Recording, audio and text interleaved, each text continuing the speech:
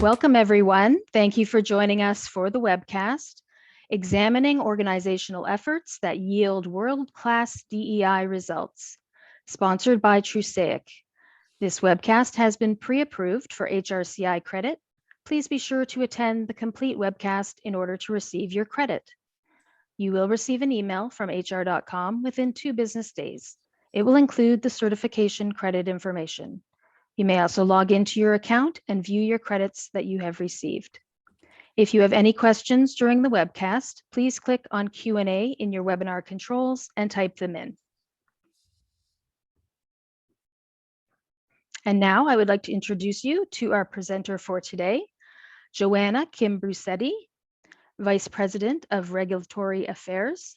Joanna, a former partner with Aiken Gump Strauss Hauer and Feld, LLP, has over 20 years of experience advising clients on a wide range of employment, tax, intellectual property, and other related business issues.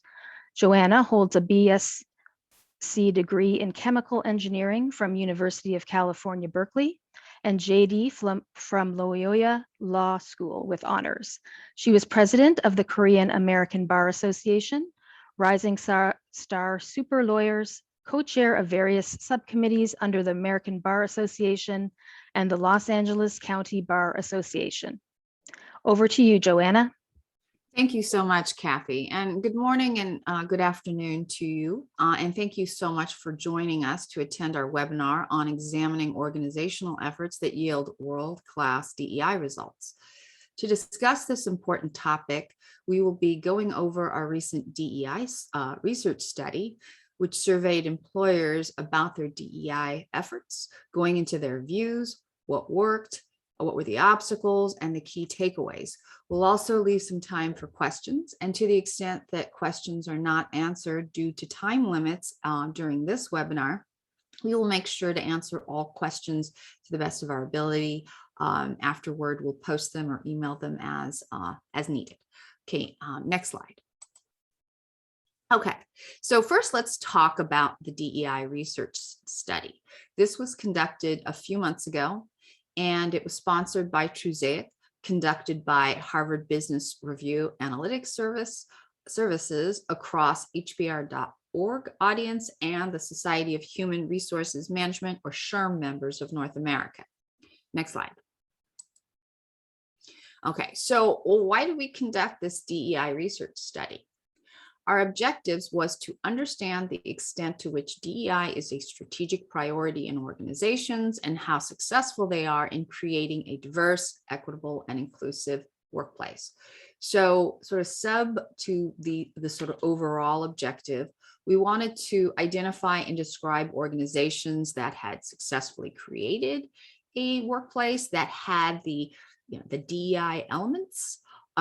We also wanted to identify and describe characteristics of organizations that had successfully created a workplace with this DEI element, and identify the potential hindrances. We also wanted to understand the metrics that are being used to track DEI, how frequently progress is being measured, and how DEI performance has changed over the past 2 years. We finally wanted to find out if organizations are proactively employing outside experts to effectuate their DEI initiatives and examine the impact that these outside experts had on outcomes.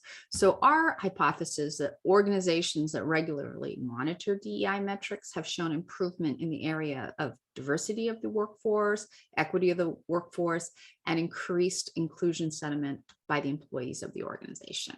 Okay, next slide. So who are the respondents in this survey? It was over 1,000 folks surveyed. It was 100% in North America, 93% in the US, 7% in Canada. The makeup of the employers, the vast majority were over 1,000 employees, but they're broken down into sort of 3 segments. Roughly a third are in the 100 to 999 category, a third in the 1,000 to 10,000, and then about a third in the 10,000 plus. So it's a wide range of employer size. We also looked at sort of who it was that we surveyed. They were all basically management, but they range from sort of middle to senior to executive management and board members. So it was a wide range of managers in terms of the profile. Okay, next slide. Okay, so what we first looked at was, what is this first basic question? Is DEI a strategic priority? There's been this sort of sentiment that DEI has been largely a lip service kind of view in the past. And there's been increasing view that more needs to be done than to say, yes, we believe in a diverse, equitable, and inclusive workplace. Okay, so with respect to that first question, DEI is a high strategic priority for 2/3 of organizations. Okay, so the survey question was asking, to what extent is DEI a strategic priority for your organization?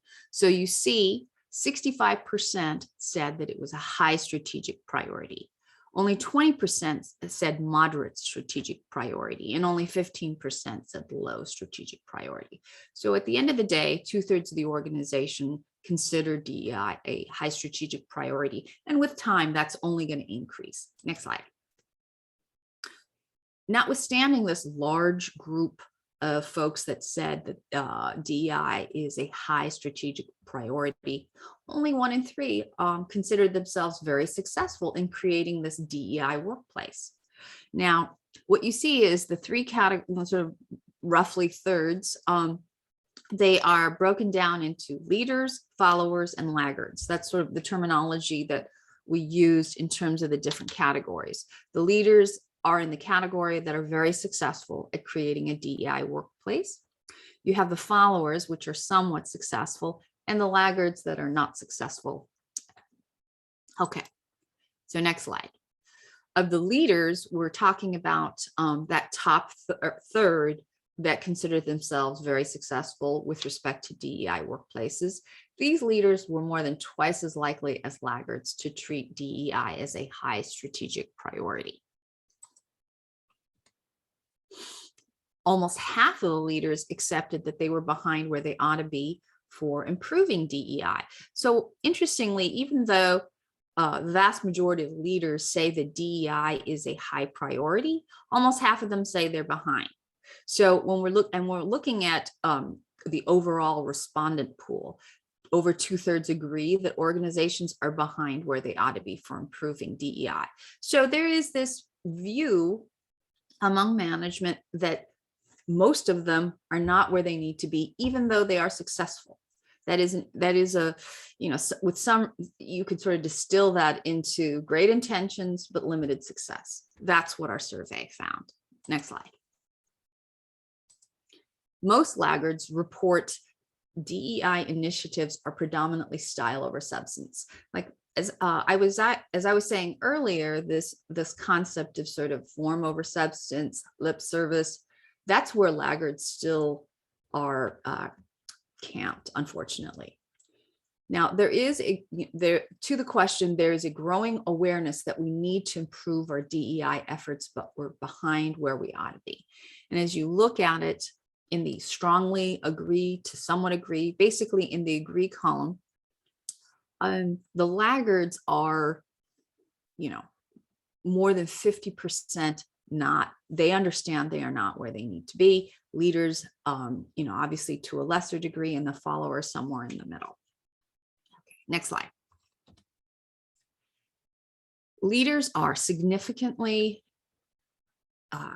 have made significantly more progress in terms of actually seeing dividends for their DEI efforts. So even though leaders still recognize that they aren't where they ought to be, they recognize and understand that they have in fact made DEI a strategic priority, and those efforts, those DEI efforts have paid diverse dividends. And that goes into these sort of qualitative notions of innovation, ability to recruit top talent, retention, and pay equity. And obviously some of this is quantitative, that you can actually measure their success or the dividends arising from their DEI efforts. Collaboration, team diversity, employee engagement. Now, pay equity still remains probably the most significant issue with respect to most organizations. And despite being significantly more likely to have seen improvement in pay equity, there is still, for leaders, there's still noticeable improvement even for leaders, there's still room to grow. And over a third of the laggards have not seen any of the above improvements as a result of their DEI efforts. So when you look at this, you can see that the leaders are just way ahead of the laggards in terms of actually seeing dividends in a wide range of important categories. Okay, next slide. Okay, so basically to sum up the surveyed respondents in terms of DEI, DEI is a strategic priority, and it's understood that DEI does not just happen. It is an ongoing, sustainable commitment that requires executive sponsorship with aligned incentives and the development of an authentic, caring organization with a learning mindset. That's a lot to just say. And I emphasize authentic because there is this sort of historical sentiment of this lip service that you actually have to mean it and do something about it and show that you are doing something about it. Okay, next slide. Okay, so let's take a deeper look to the characteristics of successful DEI organizations. Next slide. This is what our survey found. Generally speaking, supportive cultures, measurement, reporting mechanisms, those three areas have the most impact on DEI. So to the question, what is having the most significant impact on DEI within your organization? You can see a number of contributors, with supportive culture being the largest one, but not too far behind. DEI metrics being shared with employees, effective DEI reporting mechanisms, DEI measurement solutions, and then on a lower tier, visible support, executive support, DEI training for managers, DEI training for all employees, employee resources group, and people resources. And let me just put a little pin on the employee resources group because not everyone knows what that is. Employee resources groups, just sort of generally speaking, are groups of shared interests. They don't have to be, a protected class group, whether it's Asian women, for example. It doesn't have to be a protected class. It could be any group. It could be, folks who like a particular sports team. Like they're just groups of employees that have a shared interest. And the notion of these employee resources groups are groups that are endorsed or sponsored or facilitated. And these are all, disjunctive. It could be any of those or all of those. They're facilitated by the employer. And the notion is that having employee resources groups that the employer is facilitating really sort of supports the idea of that the organization supports these employee resources groups, or ERGs. This is, for example, a place where you could have mentorship amongst the members. And this really kind of feeds into having an impact on DEI. Now, I also want to point out these sort of separate categories. They're not really separate in that they kind of bleed into each other. And the example I just gave with the employee resources group having sort of a mentorship program, for example, that plainly goes into the category also of supportive culture. Having visible executive support plainly is can illustrate that the employer is having, or the management has a supportive culture. Sharing DEI metrics with employees, again, a supportive culture. So these all kind of bleed into each other, but generally speaking, supportive cultures, measurements, and reporting mechanisms are, broadly speaking, what have the most significant impact on DEI within an organization. Okay, next slide. Okay, so let's look at the biggest obstacles. And generally speaking, their lack of leadership, diversity, accountability, and consistency. Those four concepts, those four things are what have harmed DEI efforts. So to the survey question, what hinders DEI efforts at your organization? And The biggest one was failure to engage all employees. And remember, I was talking in the prior slide about supportive culture. This is kind of the converse of that. So failing to engage all employee groups. Another big one, lack of divine measurement standards. As I'd mentioned earlier, the ones where they've actually seen the most success, where they had seen the best, the biggest dividends for their DEI efforts. Among those were to have metrics and to have transparency with respect to those metrics. So conversely, not having metrics is a big deal because and I'll get into this more later, but you need to know where you are. That's what the metrics will help you identify. And you need to know where you are, to determine where you want to go, and to figure out whether or not you're getting there over time, and to figure out whether or not the folks assigned to affect DEI efforts, whether they're doing a good job. And so that goes into accountability and consistency.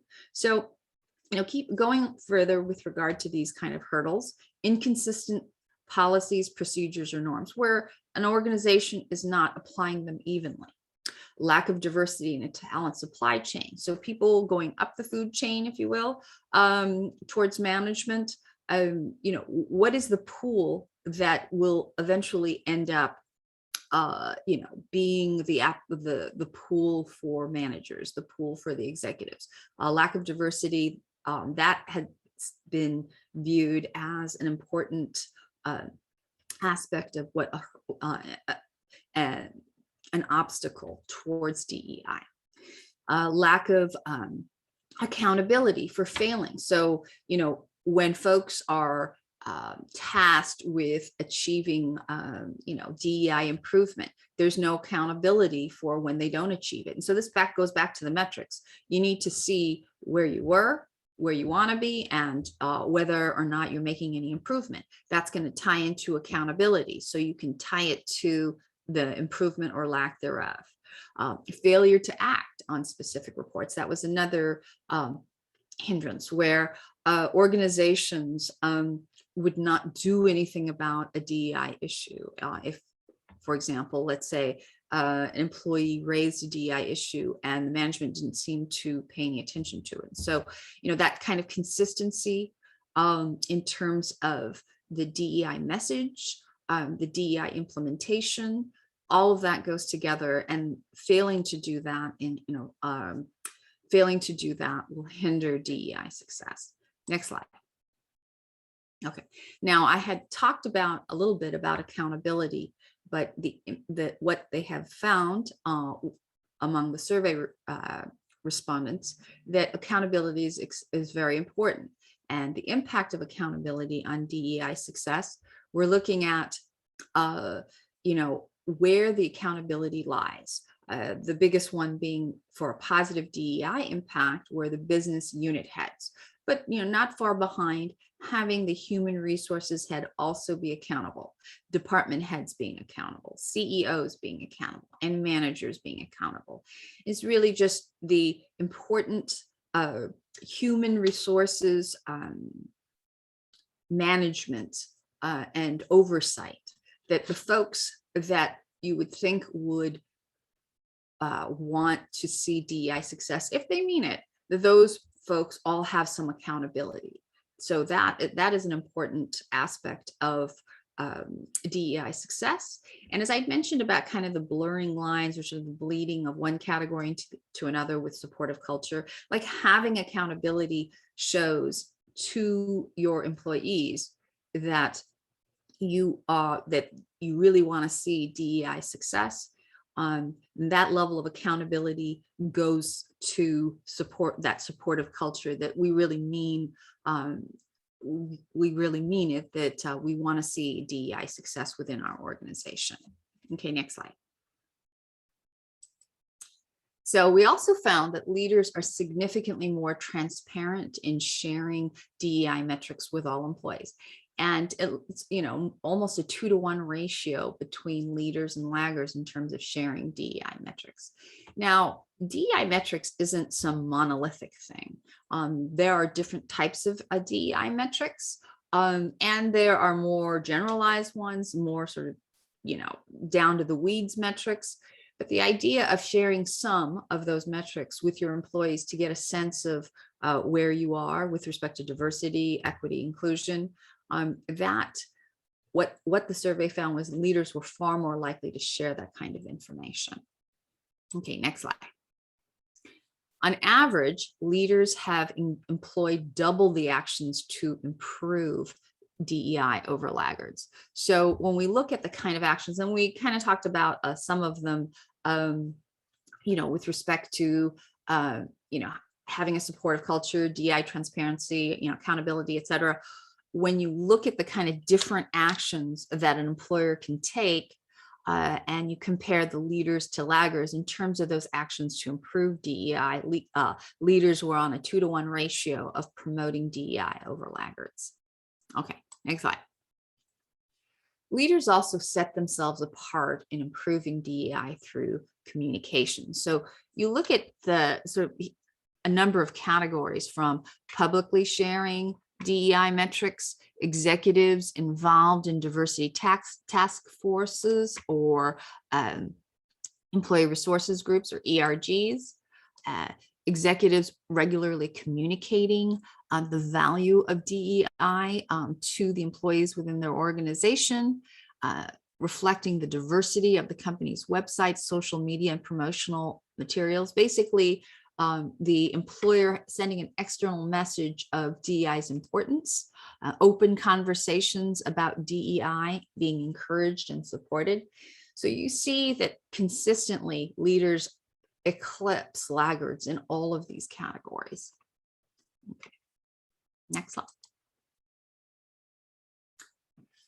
Leaders set themselves apart in improving DEI through recruiting. So specifically with regard to recruiting, you've got encouraging referrals from employees with underrepresented identities, recruiting from non-traditional geographies in colleges, ensuring qualified candidates are not screened out due to non-job related factors. An example of that might be the use of blind resumes where you don't see the person's name.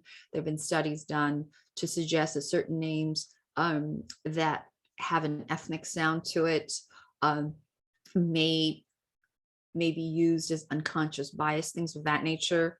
Recruiting from minority, marginalized, or underrepresented groups. So in all of these aspects or things that employers can do to improve DEI through recruiting, again, leaders eclipse laggards in doing these kind of measures.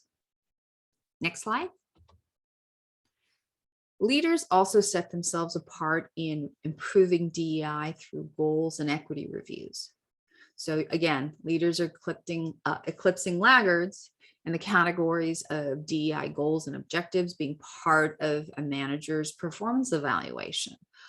In terms of setting goals for levels of diversity among senior and executive board members, regularly reviewing performance reviews and promotion decisions for equity, regularly reviewing retention rates for equity, regularly reviewing compensation decisions for equity. Leaders pay attention to these things far more than laggards, and they're also, getting dividends as a result of it. Next slide. So to summarize sort of leader characteristics, what we've seen is that organizations that are successful with their DEI efforts prioritize it as a strategic initiative. These leaders will build a DEI conducive culture, communicate DEI's value, encourage open DEI discussions, and have reprisal-free incident reporting. And I wanted to mention this a little bit more detailed because we hadn't talked about it in detail before. When we mean reprisal-free incident reporting, if an employee has a DEI issue, they know that there isn't going to be any kind of retaliation for raising the issue. That could be through, a confidential, anonymous reporting, something like that. But having that kind of ability to do that is important and shown among leaders. Leaders also work harder to measure DEI progress across a wide range of metrics and are more likely to share the results with their employees. They're far more transparent than laggards. Leaders will also drive DEI as a strategic priority from the top, have a DEI leadership role, and share accountability for DEI more broadly than others. Leaders will also work harder to measure DEI progress over a wide range of metrics, and those metrics we can talk about. We'll talk about in a bit, but those metrics are going to be an important baseline to figure out those goals. Next slide. Okay, so on to that. Measuring and tracking DEI metrics. They are the key to moving the needle and how you can accelerate your DEI progress in your organization. Now, as I mentioned earlier, DEI metrics is one of the primary ways to impact DEI. And I've often heard it say, you want to move the needle, but you can't touch the dial. That's the problem with DEI. And you can think about DEI efforts sort of akin to kind of shaking the table where the needle's at, so the needle will move. So you're not touching the dial, but you're actually affecting change and moving that needle. Okay, so what we've seen is among organizations, most measure DEI more than once a year. So to the survey question, how frequently organizations measure progress towards their DEI goals? And what you see is with respect to diversity, equity, and inclusion, more than half do it more than once a year, and more than 3/4, and over 80% will do it at least once a year. It's only a small minority do not do it at least once a year. And this includes leaders, followers, and laggards. Next slide. Leaders are more than twice as likely as laggards to track DEI. You can see that there, 70% for leaders and 30% for laggards. Next slide. Okay, so let's launch the first poll question. Kathy? Yes, the first poll has been launched. We'll just have it up here for about 30 seconds.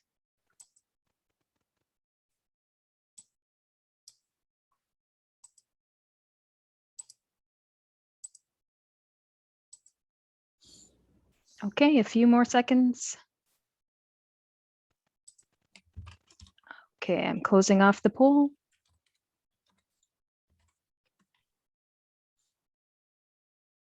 Okay, so with respect to these metrics, let's first talk about inclusion metrics. So we've got the DEI, diversity, equity, and inclusion. So let's first talk about that.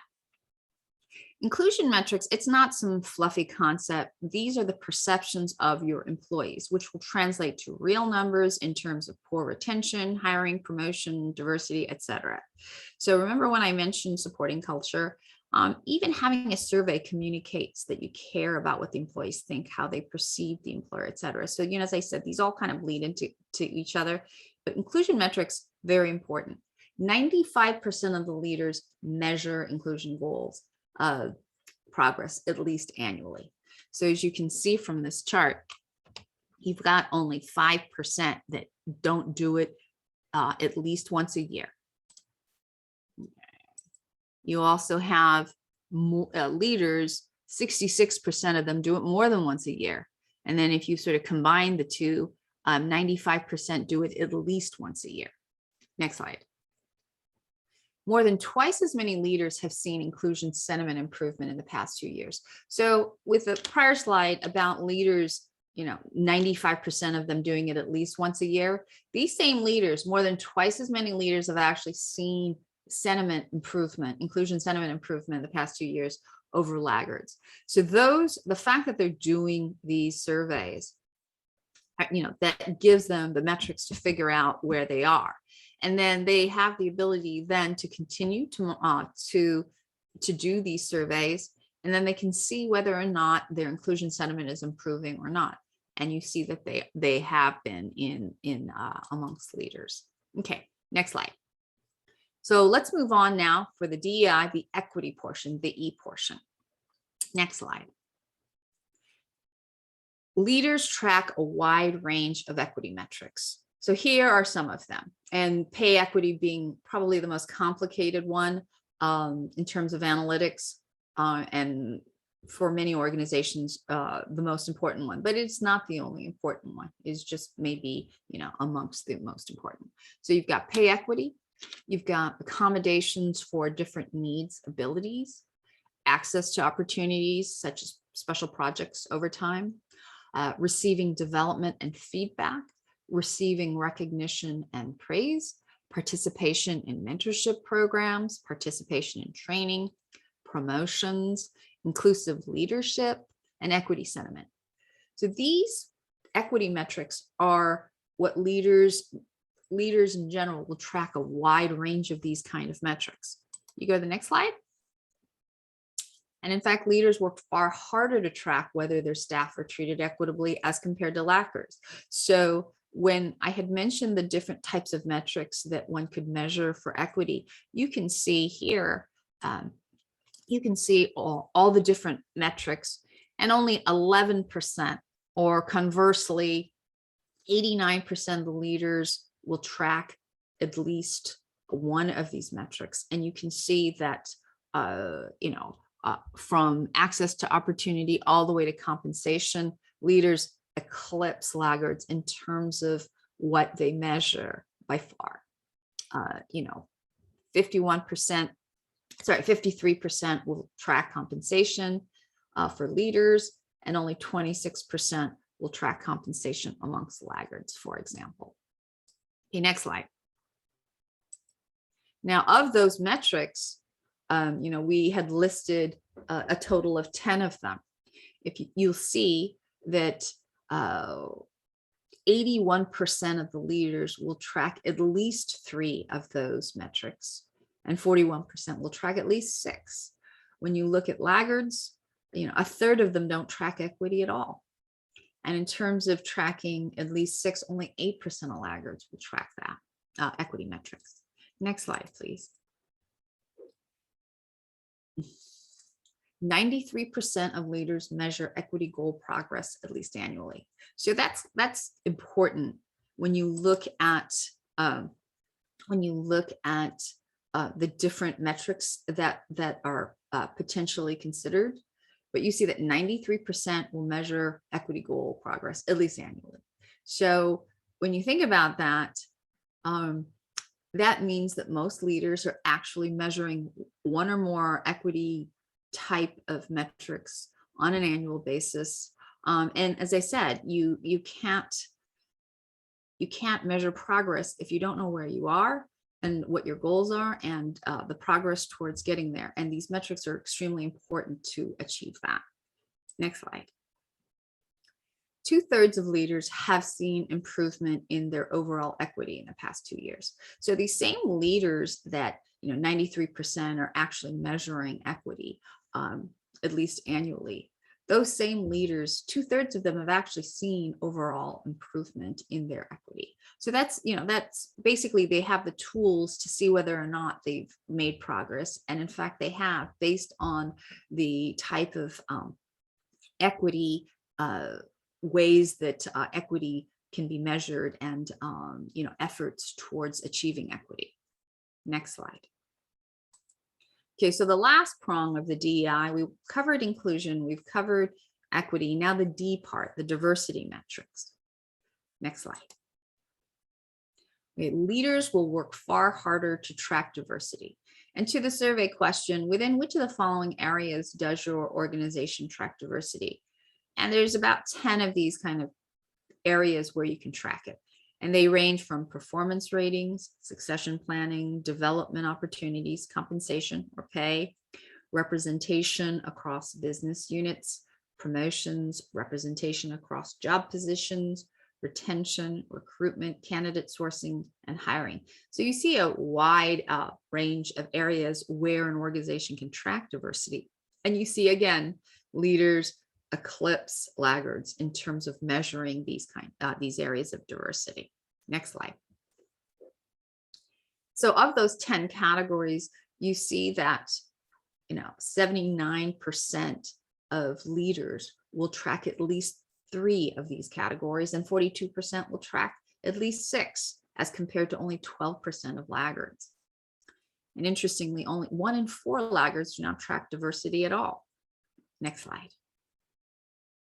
So the areas where organizations can track diversity, again, hiring, recruiting, retention, representation across job positions, across business units, development opportunities, promotions, compensation, succession planning, performance rating. It was in that order in terms of where organizations track diversity. And it's in these areas where leaders eclipse laggards in terms of what they're tracking. Next slide. 93% of the leaders measure diversity progress at least annually. So this is to the survey question: how frequently does your organization measure progress towards its diversity goals? And as you can see, when you combine the once a year and more than once a year, 93% of the leaders are measuring diversity at least once a year. And what we saw with respect to inclusion, equity, and diversity, leaders are in the 90% plus where they're actually measuring this at least once a year. Next slide. Leaders have seen greater improvement in representation across all groups. So for those efforts of tracking this and then engaging in DEI efforts to improve those numbers, what you've seen is that leaders have seen greater improvement as compared to laggards in the last 2 years. We're looking at, from a race ethnicity standpoint, leaders are 65% to laggards 25% in terms of those who saw improvement. So that's really important. That's where they've seen the most improvement, but not far behind is gender, and to a smaller degree, sexual orientation and age and ability. Okay, next slide. So finally, in the category proactive use of outside experts. And this is going to be important because coming up with a DEI plan can be daunting. And some of the metrics in terms of measuring and figuring out how to measure is challenging, not a trivial exercise. Coming up with a good inclusion survey, figuring out what metrics to measure, coming up with a statistically sound pay equity analysis. These are all the things that will lead into why you want to get outside help. Next slide. Half of the organizations have used outside experts to help with DEI. So when you look at the total sample size, you've got 44% saying that they have used outside experts. But interestingly, there is a large portion where they don't know. So we don't know if they used it or not. But what you have seen is a significant percentage of organizations that are doing DEI, engaging in DEI efforts. They're using experts to help them. Next slide.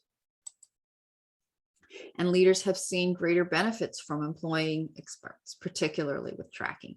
So you compare leaders with laggards here. And again, leaders are eclipsing laggards in categories including improved measurement and tracking of inclusion outcomes, equity outcomes, diversity outcomes.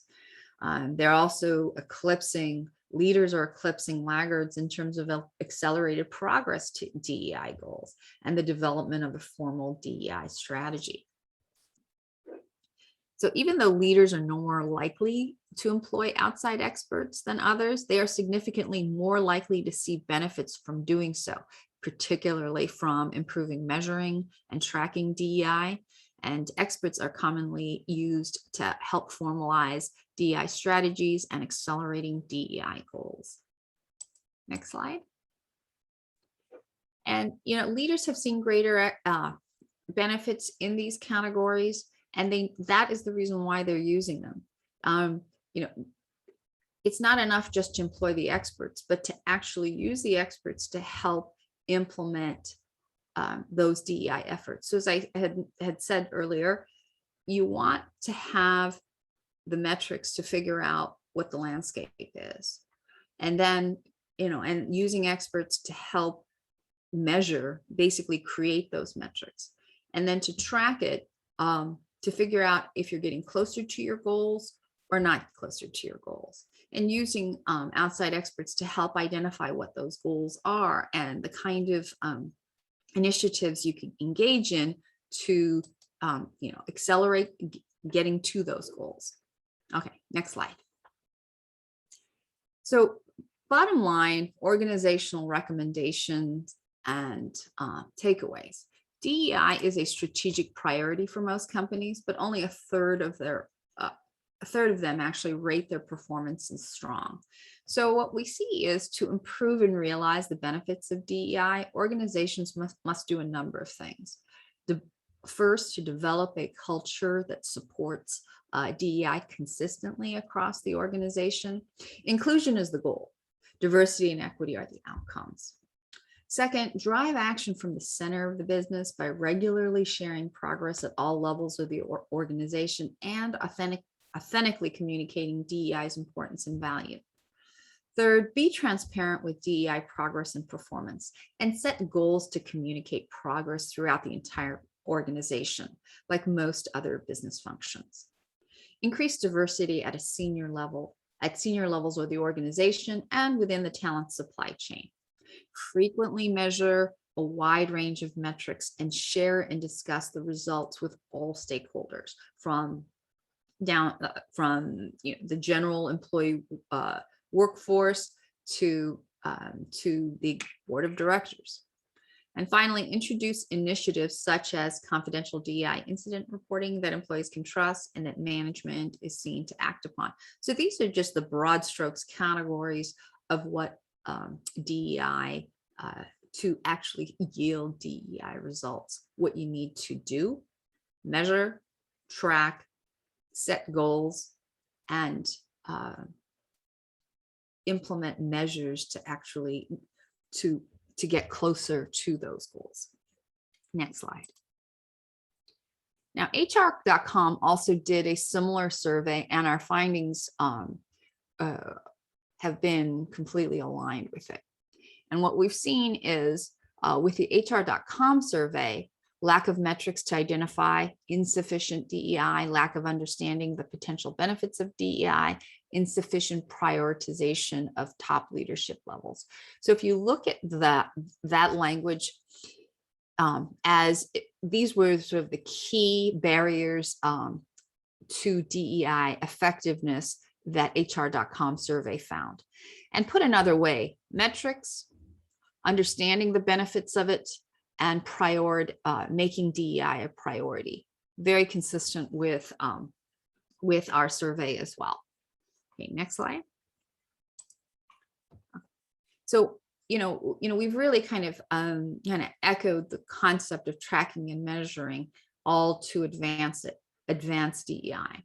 Regularly measure and monitor DEI metrics. Establish a recurring cadence for reviewing progress towards goals based on those metrics.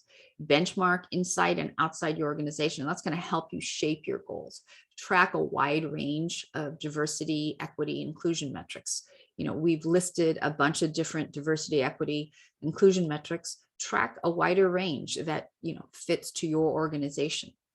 Track hiring and promotion opportunities compared against gross and qualified applicant pools. See if there are there's unbiased, unconscious bias in there.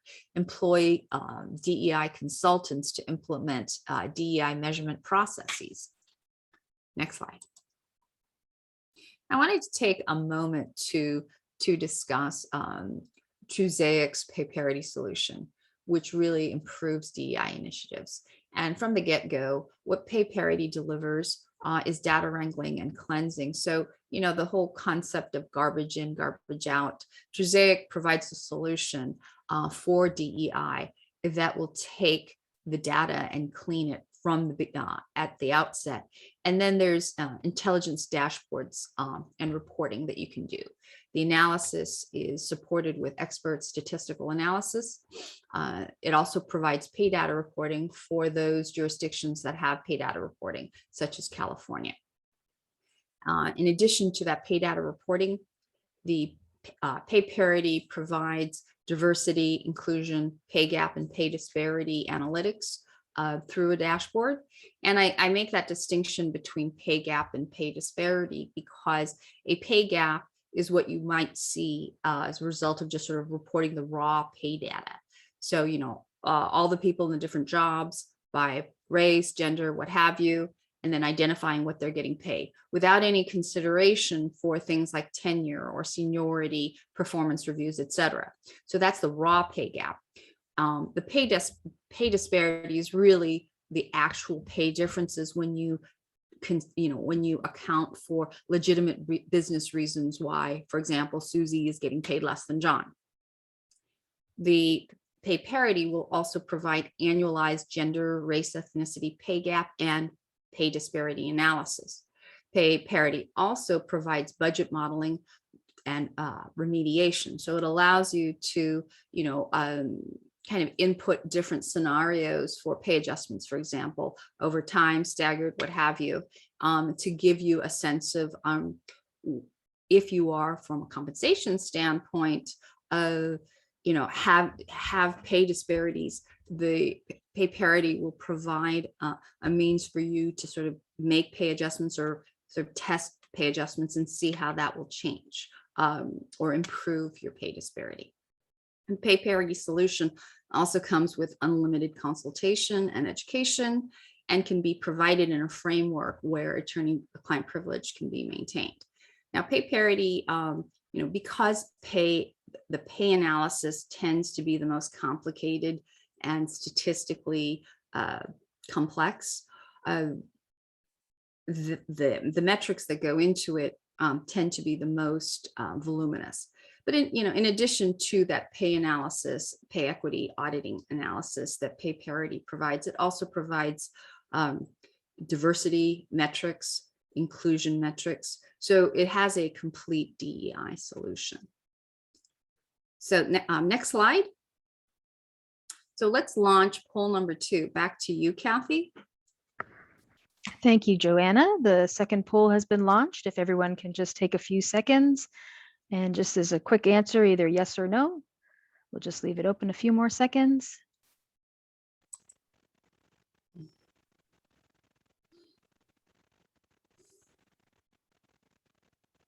Okay, thank you for your participation. I will be closing off the poll now.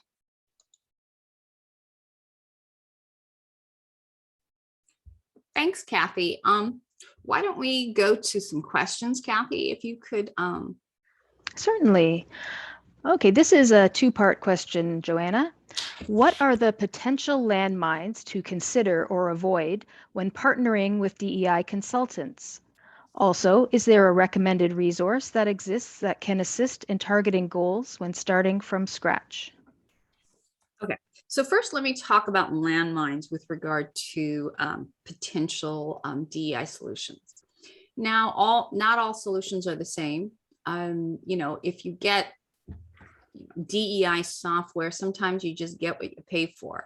You need to know what exactly underlies the DEI software solution. And so, the potential landmine is you get, like, for example, there are some solutions where you will, they want you to give all the pay data, and then they will do a so-called pay equity audit, and they'll give you the raw pay gaps. There won't be any consideration for things like, as I mentioned before, these kind of legitimate business reasons why Susie is getting paid less than John, seniority, tenure, a whole host of factors that could potentially apply as to why there's this seemingly big pay gap, but in truth, there's a much smaller pay difference or no pay difference at all.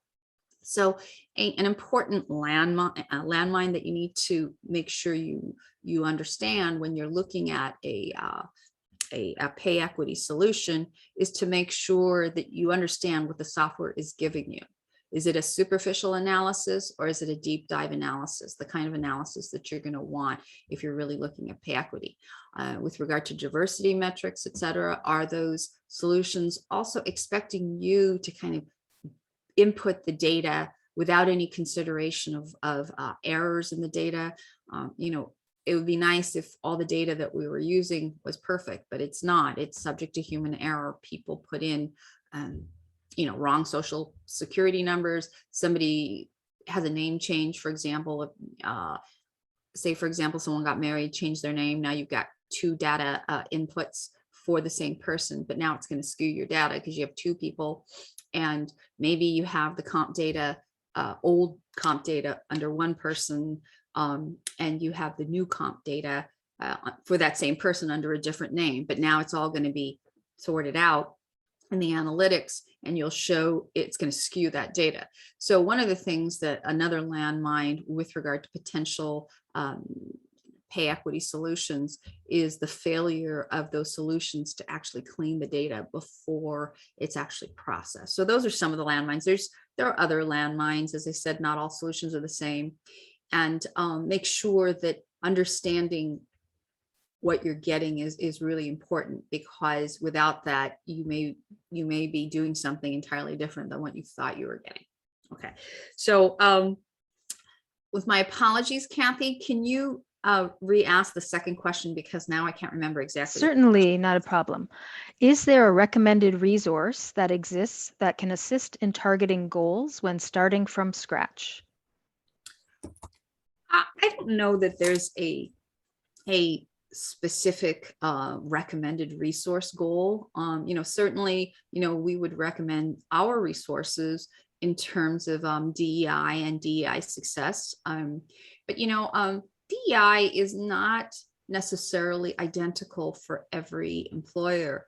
There are going to be, unique aspects of each employer where, based on geography, industry, the size, all of those things will impact what kind of DEI initiatives you're going to engage in, what kind of DEI goals you're going to want. So, for example, if you're located in in a rural area that has typically been less representation with minorities, for example, your goals might be a little different than if you're an employer in an urban environment where there's far more diversity. So, benchmarking sort of where you are in your community, how realistic it is. Like, if you're an employer with a remote workforce, that's going to be a lesser of an issue than if you're, say, a factory or a farm. And so where people actually physically come, where geography is going to play into it. Depending on the industry, you might have more, men versus women in the sort of potential pool. So when you're looking at, your goals, those goals are not monolithic. They're going to depend on you as an organization. What you want to be mindful of is our presentation had noted things to consider in terms of the kind of diversity initiatives you could engage in, the kind of equity initiatives you can engage in, the kind of inclusivity metrics that you could facilitate. Those things will just be kind of some of the elements that you could incorporate into your plan. Okay, I hope that answers your question. Any other questions? Yes, here's another question. Our company has not formally implemented a DEI plan. How do we start? Well, as I had talked about during the presentation, getting your baseline is really important, because you need to know where you are to figure out where you want to go. So with that, you start off getting the metrics. That's going to include your diversity metrics, your equity metrics. You're also going to want to do an inclusion sentiment survey, and that's going to help shape the kind of efforts, initiatives that you're going to want to engage in. And inclusion surveys, there's certainly some general concepts that will be applied, but you may want to, you're going to want to tailor that to your organization and its unique aspects. So once you have that baseline of D, E, and I metrics, you can then use that to determine where you want your goals to be. And then the tools to get to those goals, some of them you could consider from those that we identified through our survey. And then you can figure out which of those qualitative tools you can engage in to improve those metrics. Use that to develop an accountability framework and shape your plan in terms of achieving supportive culture, what programs can be implemented, DEI training, and using those metrics to determine the goal. Thank you. Another question. My company submitted pay data under the recent California regulatory requirement. Can I use that data for the pay equity portion of the DEI plan?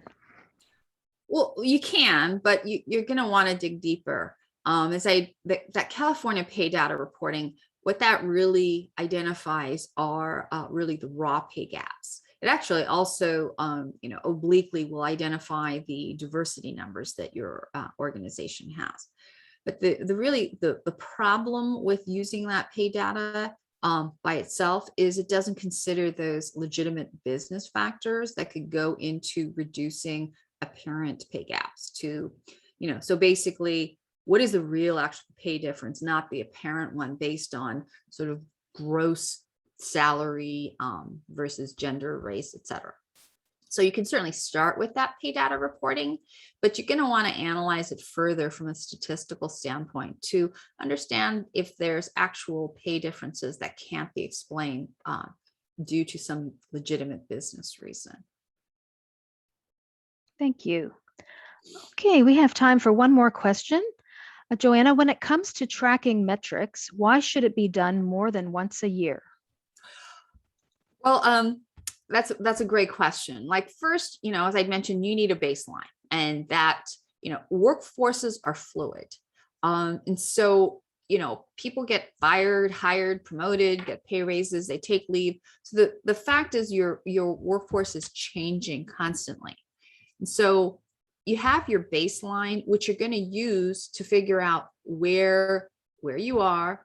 And then you want to monitor that, all those DEI metrics to figure out, whether you're improving or not. And so you're going to want to do it at least once a year to figure out your baseline. But because not everyone is hired, fired, promoted, et cetera, once a year, there's changes that go on through the year. You're going to want to monitor the changes over time. Additionally, if you are actually implementing some of the kind of tools to improve your DEI, you want to see if there's any progress towards that on the middle of the year. So for example, let's say you've decided to do some pay adjustments to address real pay disparities, not just the raw overall gaps, but real pay differences, say among men and women. If you do that and you make changes to that, obviously that's going to impact your analysis. So you're going to want to monitor how that changes, especially if you do, instead of paying, let's say Susie got paid less than John, you may not necessarily choose to have Susie paid all at once. You may want to do that over time, or a group of Susies, if you will. So, changes in compensation, changes in the workforce, all of that will affect the metrics. And so when you're tracking the metrics, you're going to want to do it once a year to establish your baseline, and you're going to want to do it, monitor it over the year to see how that baseline changes, and hopefully with the kind of DEI efforts that you will have implemented, you'll see some real progress. So with that, I think we don't have any more time for further questions, but as I had mentioned, if there are any additional questions, we will do our best to get those answered. We really appreciate your time and hope that you learned from the webinar. And so let me turn it over back to Kathy. Thank you. This concludes our webcast today. I would like to thank our presenter, Joanna Kim Brunetti, for this very informative webcast. And thanks to all of you for joining in. Your HRCI credit will appear in your account within 2 business days, and we also send out an email with the credit information. Please take a few moments and fill out the webcast survey that will open on your screen. Your feedback is very important to us. This concludes our webcast. Enjoy the rest of the event.